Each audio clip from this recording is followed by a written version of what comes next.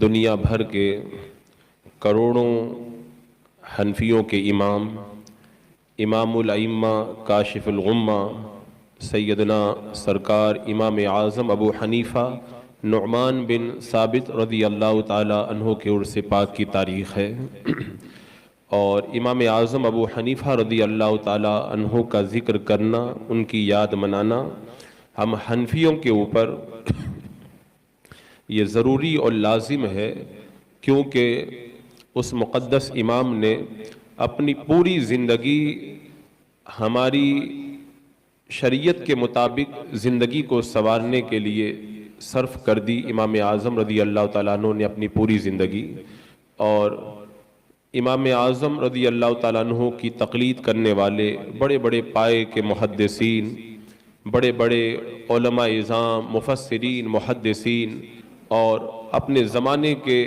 بڑے عظیم شخصیات کے مالک حضرات یہ امام اعظم ابو حنیفہ رضی اللہ تعالیٰ عنہ کے مقلد رہے ہیں۔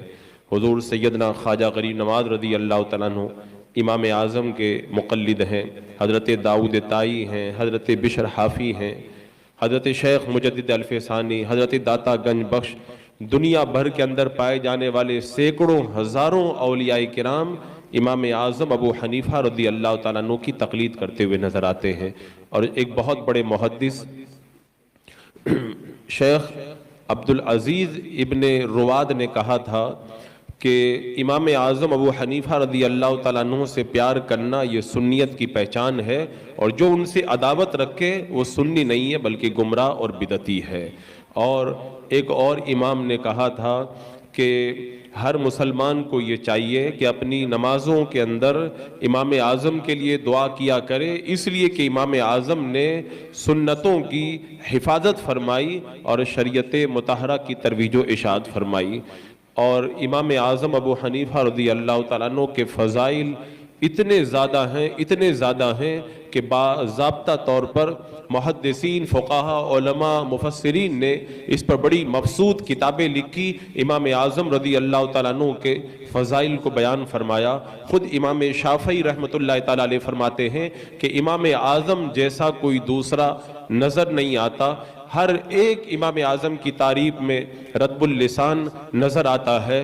آپ ساری زندگی تقوی، پرہیزگاری اور علم اور سنت احادیث کی ترویج و اشاعت کے اندر گزارتے رہے۔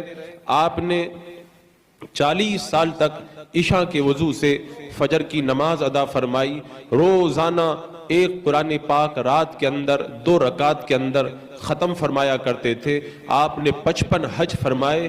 جب آخری حج کے لیے امام اعظم رضی اللہ تعالیٰ عنہ تشریف لے گئے تو وہاں کے حرم کے خدام سے اجازت لے کر کے آپ خانہ کعبہ کے اندر داخل ہوئے، اور ایک پاؤں پر زور دے کر کے پہلی رکعت کے اندر آپ نے 15 پاروں کی تلاوت کی، پھر دوسرے پاؤں پر زور دے کر یعنی ایک پاؤں کی طاقت پر پھر 15 پاروں کی تلاوت کی۔ جب 2 رکعت کے اندر آپ نے پورا قرآن مقدس حرم شریف خانہ کعبہ کے اندر ختم فرما دیا، اس کے بعد میں رو کر کے اللہ کی بارگاہ میں دعا کی، اے اللہ تیری عبادت کا جیسا حق ہے اس کو میں ادا نہیں کر سکا۔ رب کی بارگاہ میں جب دعا کر رہے تھے تو غیب سے آواز آئی، اے ابو حنیفہ ہم نے تجھے بھی بخش دیا، اور قیامت تک جو بھی تیرے مذہب پر چلیں گے ان تمام کی ہم نے مغفرت فرما دی ہے۔ تو امام اعظم کی مکہ مذہب کی پیروی کرنے والوں کو یہ بشارت دی گئی کہ جو بھی تیرے مذہب کی پیروی کرے گا اس کو ہم نے بخش دیا ہے اور اس کی مغفرت فرما دی ہے۔ امام اعظم کا رتبہ بڑا بلند ہے۔ اللہ تبارک و تعالیٰ نے اتنے فضائل و مناقب امام اعظم ابو حنیفہ رضی اللہ تعالیٰ عنہ کو عطا فرمائے تھے۔ آج کے زمانے میں آپ دیکھیں غیر مقلدین امام اعظم کی شان میں بدتمیزی کرتے ہوئے نظر آتے ہیں، اور معاذ اللہ یہ الزام لگاتے ہیں کہ امام اعظم حدیثوں کو چھوڑ دیتے تھے۔ یہ حنفی لوگ حدیثوں پہ عمل نہیں کرتے، ہم اہل حدیث ہیں، ہم لوگ حدیثوں پہ عمل کرنے والے ہیں، یہ حنفی صرف قیاس کرتے ہیں۔ اصل میں صحیح بات یہ ہے کہ امام اعظم ابو حنیفہ رضی اللہ تعالی عنہ کے علم اور ان کی فضیلت کی بنیاد پر لوگوں نے ان سے آپ کے زمانے میں بھی حسد کیا تھا، اور حسد کی بنیاد پر آپ پر یہ الزام لگایا تھا، اور آج کے نام نہاد اہل حدیث اور غیر مقلدین بھی اسی لیے یہ الزام لگاتے ہیں۔ جیسا کہ امام اوزاعی رحمت اللہ تعالیٰ علیہ کی بارگاہ میں جب عبداللہ ابن مبارک رضی اللہ تعالیٰ عنہ علم حاصل کرنے کے لیے تشریف لے گئے تو انہوں نے فرمایا امام اوزاعی نے کہ یہ ابو حنیفہ کون ہے جو دین میں نئی نئی باتیں نکالتا ہے؟ حضرت عبداللہ ابن مبارک رضی اللہ تعالیٰ عنہ نے کوئی جواب نہیں دیا۔ 2 یا 3 دن کے بعد میں کچھ اوراق لے کر کے آئے اور لا کر کے امام اوزاعی کے ہاتھوں میں تھما دیے۔ امام اوزاعی نے جب ان اوراق کو پڑھا تو کہا کہ یہ نعمان بن ثابت کون ہے؟ جگہ جگہ لکھا ہوا تھا قال نعمان بن ثابت، قال نعمان بن ثابت، یہ تو بہت بڑے عالم معلوم ہوتے ہیں۔ اب عبداللہ ابن مبارک نے جواب دیا یہ اوراق جو آپ پڑھ رہے ہیں اور ان کے اندر جو علم ہے، نعمان بن ثابت کا نام آپ پڑھ رہے ہیں، یہ نعمان بن ثابت کوئی اور نہیں ہے، یہ وہی نعمان بن ثابت ہے جن کے بارے میں آپ مجھ سے پوچھ رہے تھے کہ ابو حنیفہ کون ہے، یہی ابو حنیفہ ہی نعمان بن ثابت ہے۔ تو فوراً امام اوزاعی پکار اٹھے کہ مجھ سے غلطی ہوئی کہ میں نے اتنے بڑے امام کے بارے کے اندر بدگمانی کی۔ اب اس کے بعد میں جب حج کے موقع پر امام اوزاعی رحمت اللہ تعالیٰ علیہ حج کے لیے تشریف لے گئے تو وہاں پر امام اعظم سے ملاقات ہوئی۔ امام اعظم سے جب بات چیت ہونے لگی تو مسائل وغیرہ کی گفتگو ہوئی تو آخر میں امام اوزاعی نے یہ کہا تھا کہ اللہ تبارک و تعالیٰ نے اس ذات کو اتنا علم عطا فرمایا ہے، اس کے علم کی وجہ سے لوگ ان کے اوپر حسد کرنے لگ گئے ہیں۔ تو یہ امام اعظم پر حسد کی بنیاد پر لوگوں نے آپ پر الزامات لگائے کہ آپ علم حدیث کو ترک کر دیتے ہیں، ورنہ آپ دیکھیں اللہ تبارک و تعالیٰ نے امام اعظم کو علم حدیث میں اتنا بڑا رتبہ عطا فرمایا تھا۔ علماء بیان فرماتے ہیں کہ امام اعظم کی کتابوں کے اندر حدیثوں کا بڑا ذخیرہ موجود ہے۔ ایک روایت میں ہے امام اعظم نے اپنے مسائل کے اندر 70,000 حدیثوں کو بیان فرمایا۔ خود امام ابو یوسف رحمت اللہ تعالیٰ علیہ بیان فرماتے ہیں امام اعظم کی بارگاہ میں جب مسائل پر گفتگو ہوتی اور جب گفتگو ختم ہو جاتی میں پورے کوفہ کے اندر گھومتا اور معلوم کرتا، حدیثوں کے بارے میں سارے محدثین کے پاس میں جاتا اور جب امام اعظم سے آ کر کے بتاتا فلاں محدث نے یہ حدیث بیان کی، فلاں محدث نے یہ حدیث بیان کی، امام اعظم فرماتے یہ حدیث صحیح ہے، یہ حدیث صحیح نہیں ہے، یہ حدیث صحیح ہے، یہ حدیث صحیح نہیں ہے۔ امام ابو یوسف کہتے میں پوچھتا حضرت آپ کو کیسے پتا چلا؟ تو امام اعظم فرماتے پورے کوفہ کے علم کا عالم میں ہوں، اللہ نے مجھے یہ سارا علم عطا فرمایا ہے۔ اللہ نے ایسا علم حدیث عطا فرمایا تھا۔ یہ آج جو غیر مقلدین نام نہاد اہل حدیث بار بار بخاری بخاری کرتے ہیں، ان سے پوچھو بخاری شریف کے اندر 23 حدیثیں ایسی ہیں جن حدیثوں کے اوپر خود امام بخاری کو ناز ہے، اور وہ 23 ثلاثیات ہیں جو سب سے بڑی اور عالی سند ہے۔ امام بخاری کو ان حدیثوں پہ ناز ہے، اور ان غیر مقلدین کو شاید ابھی یہ پتہ نہیں ہے بخاری شریف کی وہ 23 حدیثیں جو سب سے بڑی مرتبے والی مانی جاتی ہیں، ان 23 حدیثوں میں سے 13 حدیثیں، یہ 11 حدیثیں مکی ابن ابراہیم سے روایت کی گئی ہیں، اور مکی ابن ابراہیم یہ امام اعظم کے شاگرد ہیں۔ تو بخاری شریف کی جو 11 بڑی حدیثیں ہیں وہ امام اعظم کے شاگرد سے امام بخاری نے روایت کی، اور باقی جو 23 ہیں ان میں سے 9 حدیثیں بھی امام اعظم کے شاگردوں سے روایت کی ہے۔ تو اگر امام اعظم کو علم حدیث نہیں معلوم ہے تو بخاری شریف سے جو 23 بڑی بڑی امام بخاری کی حدیثیں ہیں عالی سند والی، ان میں امام اعظم کے شاگردوں کی حدیثوں کو اگر نکال دیا جائے تو امام بخاری کے پاس میں صرف 3 حدیثیں بچ جائیں گی عالی سند والی۔ امام اعظم کا رتبہ علم حدیث میں بڑا بلند ہے۔ ایک بار امام باقر رحمت اللہ تعالیٰ علیہ جو خانوادہ نبوت کے چشم و چراغ ہے، یہ جب ان کی ملاقات ہوئی امام اعظم ابو حنیفہ سے تو عرض کیا، امام باقر نے فرمایا کہ میں نے سنا ہے کہ آپ قیاس زیادہ کرتے ہیں اور حدیثوں کو چھوڑ دیتے ہیں۔ اس زمانے میں مخالفین نے یہ جو ہے وہ فتنہ اٹھا رکھا تھا، آپ کے خلاف یہ لوگوں کو بدگمان کر رکھا تھا۔ امام اعظم ابو حنیفہ رضی اللہ تعالیٰ عنہ نے امام باقر کی جب بات کو سنا تو جواب میں فرمایا یہ غلط بات ہے، یہ میرے اوپر بہتان ہے، میں حدیث کو قیاس کی وجہ سے ترک نہیں کرتا ہوں، پہلے میں قرآن سے دلیل لیتا ہوں، پھر حدیث سے لیتا ہوں، پھر صحابہ کرام کے فیصلوں سے دلیل لیتا ہوں، اور جب کوئی دلیل ان میں نہیں ملتی ہے تب جا کر کے میں قیاس کرتا ہوں ان کے اوپر۔ اب اس کے بعد میں امام اعظم نے بڑی پیاری بات فرمائی۔ آپ نے فرمایا یہ بتائیں کہ مرد کمزور ہے یا عورت کمزور ہے؟ امام باقر نے فرمایا عورت کمزور ہے، تو امام اعظم نے فرمایا عورت کمزور ہے۔ اگر میں قرآن اور حدیث کو چھوڑتا اور قیاس اور عقل کے مطابق اگر میں فتویٰ دیتا تو عورت کو ڈبل حصہ دلواتا اور مرد کو ایک حصہ دلواتا، لیکن میں قیاس اور عقل کو چھوڑ کر کے میں قرآن و حدیث پہ عمل کرتا ہوں اور میں یہ فتویٰ دیتا ہوں کہ باپ یا کسی کے انتقال کے بعد میں جو لڑکا لڑکی کو حصہ دیا جاتا ہے تو لڑکے کو 2 حصہ دیا جائے گا اور لڑکی کو جو ہے وہ 1 ہی حصہ دیا جائے گا۔ تو یہ میں قرآن و سنت پہ عمل کرتے ہوئے کہتا ہوں۔ اس کے بعد میں امام اعظم نے پوچھا یہ بتائیں کہ پیشاب زیادہ ناپاک ہے یا منی زیادہ ناپاک ہے؟ فرمایا کہ پیشاب زیادہ ناپاک ہے۔ تو امام اعظم نے فرمایا میں قرآن و سنت پہ عمل کرتا ہوں، اسی لیے تو یہ فتویٰ دیتا ہوں کہ پیشاب کرنے کے بعد میں وضو کیا جائے گا اور منی نکل جائے تو غسل کیا جائے گا۔ اگر میں حدیث پہ عمل نہیں کرتا، اپنی عقل سے فتویٰ دیتا تو یہ فتویٰ دیتا پیشاب زیادہ ناپاک ہے، پیشاب کرنے کے بعد میں غسل فرض ہو جانا چاہیے، لیکن میں اپنی عقل کے مطابق نہیں بلکہ قرآن و سنت کے مطابق فتویٰ دیتا ہوں۔ پھر امام اعظم نے فرمایا کہ یہ بتائیں کہ نماز افضل ہے یا روزہ افضل ہے؟ ظاہر سی بات ہے نماز افضل ہے۔ تو امام اعظم نے فرمایا جب عورت حیض کی حالت میں ہوتی ہے تو نماز بھی چھوڑتی ہے اور روزہ بھی ترک کرتی ہے، نماز افضل ہے۔ اگر میں عقل کے مطابق فتویٰ دیتا تو یہ فتویٰ دیتا کہ حیض کی حالت میں جو نمازیں چھوٹ گئی ہیں ان نمازوں کو بعد میں قضا کیا جائے، لیکن میں عقل کے مطابق فتویٰ نہیں دیتا، میں قرآن و حدیث کے مطابق فتویٰ دیتا ہوں کہ حیض کی حالت میں عورت کے جو روزے قضا ہو جائیں ان روزوں کی تو قضا رکھے گی لیکن نماز کی قضا بعد میں نہیں پڑی جائے گی۔ امام باقر نے جب سنا تو سمجھ گئے امام اعظم پر یہ الزام لگایا گیا ہے،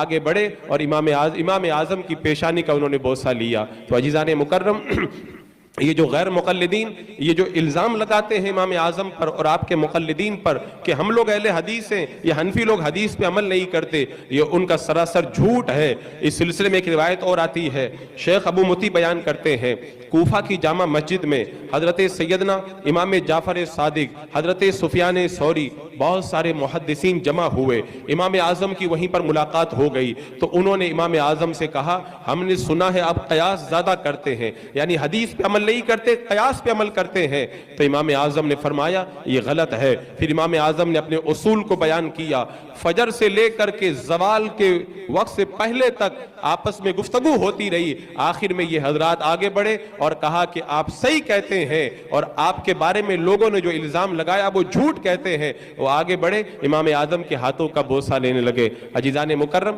یہ غیر مقلدین جو حدیث کی رٹ لگاتے ہیں، یہ کیا جانے حدیث کیا ہے۔ اللہ تبارک و تعالیٰ نے امام اعظم کو علم حدیث کے اندر اتنا بڑا رتبہ عطا فرمایا تھا، محدثین فرماتے ہیں کہ امام اعظم نے جو بھی مسئلہ بیان کیا اس کے ساتھ میں 1 اور 2 حدیثیں ضرور آپ نے بیان فرمائی۔ اگر آپ علم حدیث، یہ کہتے ہیں امام اعظم کو صرف 17 حدیثیں یاد تھی، انہوں نے امام اعظم کی مسندات کو پڑھا ہی نہیں ہے، امام اعظم کی مسندات کے اندر ہزاروں حدیثیں موجود ہیں، لیکن کہتے ہیں کہ جھوٹ آدمی بول کر کے زیادہ دن تک اس جھوٹ کو چھپا نہیں سکتا، آخر سچ جو ہے وہ ظاہر ہو کر کے رہتا ہے۔ امام اعظم کے علم حدیث کی جو مہارت ہے وہ آج بھی دنیا والوں کے سامنے موجود ہے۔ اصل میں امام اعظم کے زمانے میں بھی آپ کے علم کی بنیاد پر لوگ آپ سے بڑا حسد رکھتے تھے۔ ایک بار اس کوفہ کے بہت بڑے قاضی ابو لیلہ، یہ بڑے بہت پائے کے عالم تھے، اس زمانے میں قاضی وہی ہوتا تھا جو بہت بڑا عالم ہوا کرتا تھا۔ یہ اپنے دارالقضاء سے نکل کر کے اپنے گھر کی طرف جا رہے تھے، راستے میں دیکھا ایک پاگل عورت کسی سے جھگڑا کر رہی ہے، وہ کہہ رہی ہے سامنے والے کو اے زانی اور زانیہ کے بیٹے۔ قاضی ابی لیلہ نے جب سنا تو فوراً کہا کہ اس عورت کو میرے دارالقضاء کے اندر لایا جائے۔ دوبارہ آپ نے عدالت لگا دی۔ اب اس کے بعد میں مسجد میں جب عدالت لگائی گئی، عورت کی بات کو آپ نے سنا اور اس کے بعد میں عورت کو کھڑا کر کے اس کو ڈبل حد لگانے کا حکم دیا۔ امام اعظم رضی اللہ تعالیٰ عنہ کو جب پتہ چلا تو امام اعظم نے فرمایا قاضی ابی لیلہ نے اس فیصلے کے اندر بہت ساری غلطیاں کی ہیں۔ آپ نے فرمایا قاضی نے پہلی غلطی یہ کی ہے کہ جب وہ دارالقضاء سے اٹھ کر کے چلے گئے تو دوبارہ جا کر کے دارالقضاء میں ان کا جانا اس وقت کے اندر یہ آئین کے خلاف ہے، یہ ان کی پہلی غلطی ہے۔ انہوں نے اس عورت کے اس کے سامنے والے کے مطالبے کے بغیر اس عورت پر حد لگائی، حالانکہ جب تک کوئی سامنے والا مطالبہ نہ کرے تب تک حد نہیں لگائی جاتی ہے، یہ ان کی دوسری غلطی ہے۔ تیسری غلطی یہ ہے کہ انہوں نے مسجد کے اندر حد لگائی، مسجد میں حد لگانا یہ صحیح نہیں ہے۔ ان کی چوتھی غلطی یہ ہے کہ انہوں نے دو حدیں ایک ساتھ میں لگائی، حالانکہ ایک حد لگائی جاتی ہے، پھر جب وہ ٹھیک ہو جاتا ہے تو دوسری سزا دی جاتی ہے، یہ ان کی چوتھی غلطی ہے۔ اور ان کی پانچویں غلطی یہ ہے کہ انہوں نے عورت کو کھڑا کر کے حد لگائی، عورت کو کھڑا کر کے سزا نہیں دی جاتی ہے، اس کو بٹھا کر کے سزا دی جاتی ہے۔ امام اعظم کے اس فیصلے کی وجہ سے قاضی ابی لیلہ جلال میں آ گئے، گورنر کے پاس گئے اور گورنر کے پاس جا کر کے کہتے ہیں کہ ابو حنیفہ ہمارے فیصلوں پہ جرا کرتے ہیں، وہ فتنہ بپا کرتے ہیں، ان پر یہ پابندی عائد کر دی جائے، آج کے بعد میں وہ فتویٰ نہیں دیں گے۔ قاضی کوفہ کے گورنر کی طرف سے پابندی لگا دی گئی، امام اعظم فتویٰ نہیں دے سکتے۔ امام اعظم اپنے مکان کے اندر ہیں، آپ کی بیٹی آپ کی بارگاہ میں آئی اور آ کر کے کہا کہ ابا جان میں روزے کی حالت میں تھی اور روزے کی حالت میں میرے منہ سے خون نکلا، میں تھوکتی رہی، جب میرا تھوک کا رنگ بالکل سفید ہو گیا اس کے بعد میں میرے حلق کے نیچے اتر گیا، تو کیا میرا روزہ ٹوٹا کہ نہیں ٹوٹا؟ تو اس وقت امام اعظم نے فرمایا بیٹی تمہیں پتہ نہیں ہے، قاضی نے حکم دیا ہے، گورنر نے حکم دیا ہے، میں فتویٰ نہیں دے سکتا، میں گورنر کے حکم کے خلاف نہیں چلوں گا۔ اگر تمہیں فتویٰ پوچھنا ہے تو اپنے بھائی حماد سے جا کر کے فتویٰ پوچھو۔ بتاؤ اتنے بڑے پرہیزگار عالم کہ اگر گھر کی چار دیواری میں اگر بیٹی بھی مسئلہ پوچھ رہی ہے تو اس کو بھی جواب نہیں دیتے ہیں کہ امیر کی اطاعت کرنا یہ ضروری ہے، امیر کے حکم کے خلاف میں نہیں جا سکتا۔ لیکن جب بعد میں گورنر کو یہ احساس ہوا کہ امام اعظم کی طرح صحیح طور پہ فتویٰ دینے والا کوئی کوفہ کے اندر موجود نہیں ہے، تو آخر گورنر نے خود نے آپ پر جو پابندی لگائی تھی اس پابندی کو ہٹا دیا۔ تو عزیزان مکرم یہ وجہ ہے امام اعظم سے حسد کرنے کی۔ امام اعظم کے علم کے سامنے کسی کا چراغ جلتا ہوا نظر نہیں آتا تھا، تو امام اعظم سے لوگ حسد کرنے لگے۔ خود یزید بن ہارون بیان کرتے ہیں میں نے امام اعظم جیسا متقی اور پرہیزگار آج تک میں نے نہیں دیکھا۔ لوگوں نے ان سے کہا کہ آپ تو امام اعظم سے جو ہے وہ جلن رکھتے ہیں، آپ کیوں ایسی بات کہہ رہے ہیں؟ تو کہہ رہے پہلے میں امام اعظم کے بارے میں بدگمانی رکھتا تھا، ایک بار کیا ہوا میں نے دیکھا کہ دھوپ بڑی سخت تھی، امام اعظم سے کہا گیا کہ یہ دھوپ زیادہ سخت ہے، آپ مکان کے سائے کے اندر آ کر کے کھڑے ہو جائیں تاکہ آپ دھوپ سے بچ جائیں۔ تو اس وقت امام اعظم نے فرمایا اس مکان کا جو مالک ہے اس نے مجھ سے قرضہ لے کر کے رکھا ہے اور وہ میرا مقروض ہے، میں یہ جائز نہیں سمجھتا کہ جس کو میں نے قرضہ دیا ہے اس کے مکان کی چھت سے میں سایہ حاصل کروں، یہ مجھے گوارا نہیں ہے، میں اس کے مکان کے چھت کی سائے کے اندر ہرگز نہیں کھڑا ہو سکتا۔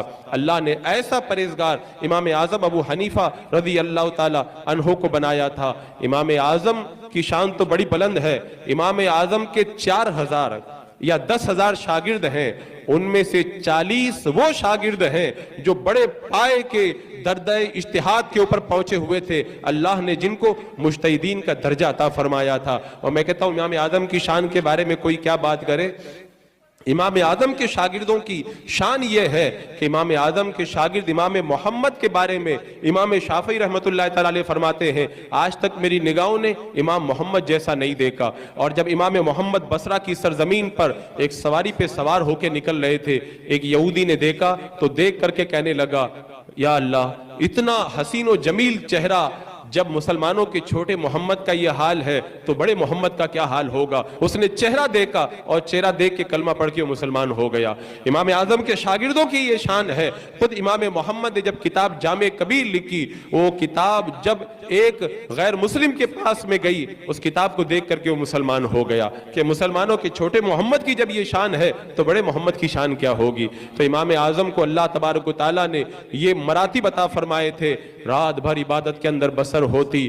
بتاتے ہیں جب رات کا وقت ہوتا، امام اعظم جب عبادت کرتے تو آپ کی آنکھوں سے آنسوؤں کے قطرات ایسے ٹپکتے تھے جیسے بارش کے اندر پانی کے قطرے ٹپکا کرتے تھے۔ جس جگہ آپ نماز پڑھتے تھے وہ آنسوؤں سے تربتر ہو جاتی تھی، پوری رات عبادت کرتے۔ اور ایک راوی نے بیان کیا، اگر کوئی امام اعظم کو آ کر کے یہ بتا دیتا کہ حضور آپ کی زندگی ختم ہونے والی ہے، 3 دن کے بعد میں آپ کا انتقال ہو جائے گا، تو اگر ہم کو کوئی آ کے بول دے تو ہم پوری طریقے سے عبادت میں لگ جائیں گے کہ 3 دن کے بعد تو ہمارا انتقال ہو جائے گا۔ لیکن امام اعظم کو اگر یہ بتا دیا جاتا کہ 3 دن کے بعد آپ انتقال کر جائیں گے تو امام اعظم پہلے سے اتنی عبادت کر رہے تھے، اگر کوئی آ کر بتا بھی دیتا تو آپ کی عبادت کے اندر کوئی اضافہ نہیں ہوتا، پہلے سے پورے طور پر عبادت میں لگے تھے۔ حضرت مسعر بن کدام خود بیان کرتے ہیں، ایک بار میں نے سوچا کہ دیکھو امام اعظم کتنی عبادت کرتے ہیں۔ بولے میں فجر کے بعد میں مسجد میں گیا، میں نے دیکھا کہ اشراق کی نماز پڑھی امام اعظم نے، اشراق کی نماز پڑھنے کے بعد میں وہ پڑھانے کے اندر مگن ہو گئے۔ ظہر سے کچھ دیر پہلے آپ نے تھوڑی دیر آرام کیا اور ظہر کے بعد میں پھر پڑھانے میں مشغول ہو گئے، پھر ظہر سے عصر تک، عصر سے مغرب تک، مغرب سے عشاء تک پڑھاتے رہے۔ میں نے سوچا کہ بہت تھک گئے ہوں گے، اب گھر جائیں گے، جانے کے بعد میں آرام کریں گے۔ بولے میں پیچھے پیچھے چپکے سے گیا، میں نے دیکھا کہ وہ گھر میں داخل ہوئے، اپنا لباس اتارا اور بہترین شاندار شاہانہ لباس پہنا اور بہترین لباس پہن کر کے دوبارہ اپنے گھر سے باہر نکلے۔ باہر سناٹا تھا، مسجد میں داخل ہوئے اور جا کر کے عبادت میں مصروف ہو گئے، یہاں تک کہ جب اذان کا وقت قریب ہوا دوبارہ مسجد سے نکل کر کے اپنے مکان میں گئے، وہ شاہانہ لباس اتار کر کے آ گئے اور پھر سادہ لباس پہن کر پھر مسجد میں آ گئے۔ اور میں نے سوچا کہ اب بہت تھک گئے ہیں، فجر بعد آرام کریں گے، فجر کے بعد میں پھر پڑھانے بیٹھ گئے، پورا دن پڑھاتے رہے۔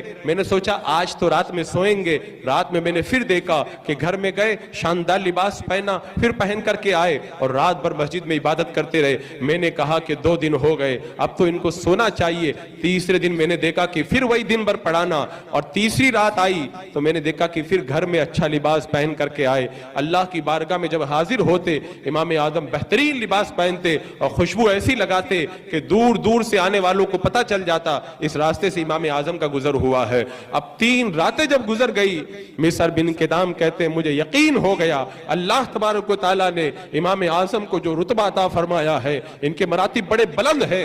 اب میں نے ارادہ کر لیا آج کے بعد میں امام اعظم کا دامن میں کبھی نہیں چھوڑوں گا، اور اللہ نے پھر مسعر بن کدام کو وہ رتبہ دیا کہ امام اعظم کی مسجد میں سجدے کی حالت میں حضرت مسعر بن کدام کا انتقال ہوا۔ عزیزان مکرم، امام اعظم کی شان کو اگر بیان کیا جائے تو میں کہتا ہوں گھنٹوں سنتے رہیں تب بھی اپنے امام کی عظمتوں سے آپ سیراب نہیں ہوں گے۔ ہر زمانے میں حاسدین رہتے ہیں۔ اس زمانے کے گورنر ابن حبیرہ نے امام اعظم کو بلایا اور بلا کر کے کہا آپ چیف جسٹس کا عہدہ قبول کر لیں۔ امام اعظم نے انکار کر دیا۔ اس نے ابن حبیرہ نے آپ کو جیل میں ڈال دیا، آپ پر کوڑے لگائے گئے۔ رات میں سویا، خواب میں دیکھا اللہ کے رسول علیہ السلام تشریف لائے ہیں اور فرماتے ہیں تو بے قصور کو مارتا ہے۔ اللہ کے رسول علیہ السلام نے جب ابن حبیرہ کو جب تنبیہ کی وہ صبح میں بیدار ہوا، امام اعظم کو رہا کر دیا۔ لیکن امام اعظم کے حاسدین کی ایک بڑی جماعت تھی۔ بعد میں عباسی خلیفہ منصور نے امام اعظم کو بلایا اور بلا کر کے کہا آپ قاضی بن جائیں، قاضی القضات بن جائیں، چیف جسٹس بن جائیں۔ آپ نے انکار کر دیا، کہا میں قسم کھاتا ہوں کہ میں نہیں بنوں گا۔ اس نے بادشاہ نے بھی قسم کھا لی، میں قسم کھاتا ہوں تمہیں بننا پڑے گا قاضی القضات۔ تو اس وقت کسی نے امام اعظم سے کہا کہ تم بادشاہ کے مقابلے میں قسم کھاتے ہو؟ امام اعظم نے فرمایا بادشاہ کے پاس بڑا خزانہ ہے، وہ اپنی قسم کا کفارہ ادا کر سکتا ہے۔ آخر بادشاہ نے، منصور نے آپ کو جیل کے اندر ڈال دیا۔ روزانہ آپ پر کوڑے لگائے جاتے، لیکن منصور کو پتا تھا امام اعظم پوری دنیا کے اندر چھائے ہوئے ہیں، پوری دنیا میں ان کے چاہنے والے پھیلے ہوئے ہیں۔ روزانہ ان کو بازار کے اندر رسوا کیا جاتا، کوڑے لگائے جاتے، یہاں تک کہ آپ کے جسم سے خون ٹپکتا۔ اور آپ کے شاگردوں نے بھی آپ کو مشورہ دیا آپ قاضی القضات کا عہدہ قبول کر لیں۔ آپ نے فرمایا یہ عہدہ قبول کرنا تو بہت بڑی بات ہے، اگر مجھے بادشاہ بادشاہ یہ کہے کہ میں اس کے قلعے کی جو اینٹیں ہیں ان اینٹوں کو گن دوں تو مجھے یہ بھی گوارا نہیں ہے۔ آخر میں جب بادشاہ نے دیکھ لیا یہ قبول کرنے والے نہیں تو آپ کو زہر کا پیالہ پلایا گیا۔ امام اعظم نے جب زہر کا اثر پایا تو فوراً سجدے میں گر گئے، اور سجدے کی حالت کے اندر امام اعظم کا انتقال ہوا۔ امام اعظم کے انتقال کے بعد میں بغداد جو قرام بچا تھا، بغداد کی سرزمین پر چپے چھپے پہ تل رکھنے کی جگہ نہیں تھی۔ 6 مرتبہ آپ کی نماز جنازہ ادا کی گئی، 20 دن تک لوگ آپ کی قبر پر آ کر کے نمازیں پڑھتے رہے، 3 دن تک جناتوں کے رونے کی آوازیں آتی رہی، غیب سے آوازیں آتی رہی، اے لوگوں فقہ چلا گیا، اب تمہارے لیے کوئی فقہ نہیں ہے، فقیہ تم سے رخصت ہو گیا ہے۔ پڑوس کے اندر ایک یہودی کی لڑکی رہتی تھی، وہ کہتی تھی ابا جان یہ رات میں جو پڑوسی کے مکان پہ ایک درخت میں دیکھتی تھی وہ درخت نظر نہیں آتا، تو باپ نے کہا بیٹا تم جو درخت دیکھتی تھی وہ درخت نہیں ہے، وہ اصل میں مسلمانوں کے امام ابو حنیفہ تھے، وہ رات بھر نماز میں کھڑے رہتے تھے، تم اس کو درخت سمجھتی تھی، اے بیٹا اس درخت کو اب کاٹ دیا گیا ہے۔ امام شافعی رحمۃ اللہ تعالی علیہ بیان فرماتے ہیں جب بھی مجھے کوئی پریشانی پیش آتی ہے میں امام اعظم کے مزار پہ جاتا ہوں، 2 رکعت نماز پڑھتا ہوں، اللہ تبارک و تعالیٰ میری پریشانی کو دور فرما دیتا ہے۔ امام اعظم کے رتبے بڑے بلند ہیں۔ آپ نے وصیت کی تھی کہ مجھے مرنے کے بعد میں بادشاہی زمین میں دفن مت کرنا بلکہ مقبرہ خیزان کے اندر مجھے دفن کرنا۔ آپ کو وہاں پہ دفن کیا گیا۔ بادشاہ آپ کے انتقال کے بعد میں آپ کے مزار پہ گیا اور رو کر کے کہا ابو حنیفہ تم نے زندگی میں بھی مجھے ہرایا اور موت کے بعد بھی تم مجھ کو ہرا کر کے چلے گئے۔ امام اعظم کی شان بڑی بلند ہے۔ اللہ تبارک و تعالیٰ نے ان کو جو مراتب عطا فرمائے، ہمیں ناز ہے اس بات کے اوپر اللہ نے ہمیں اتنا بڑا امام عطا فرمایا جن کی شان کو سارے محدثین، فقہاء، علماء، اولیاء، غوث اور کتب بیان کرتے آئے۔ انشاءاللہ کل کی آنے والی شب کے اندر امام اعظم کی بارگاہ میں ہم اپنی عقیدتوں کا خراج بھی پیش کریں گے، اور ہمیں یہ چاہیے کہ امام اعظم کے لیے اپنے گھروں میں ہم نیازوں کا اہتمام کریں۔ اس امام نے اتنا بڑا احسان کیا، ایک روایت کے مطابق 5 لاکھ مسائل انہوں نے قرآن و سنت سے نکال کر کے ہمیں عطا فرمائے۔ آج اگر ہم ایک مسئلہ قرآن و حدیث سے نکالنا چاہے نہیں نکال سکتے۔ میرے امام نے اپنی ساری زندگی اسی میں کھپا دی۔ ہم گنہگاروں کے لیے رات اور دن محنت کر کے ہمیں مسائل کا ایک ذخیرہ عطا فرمایا۔ اللہ تبارک و تعالیٰ ان کی برکت پر گوہر باری اور رحمتوں کے انوار کی بارشیں نازل فرمائے۔ وما علینا الا البلاغ۔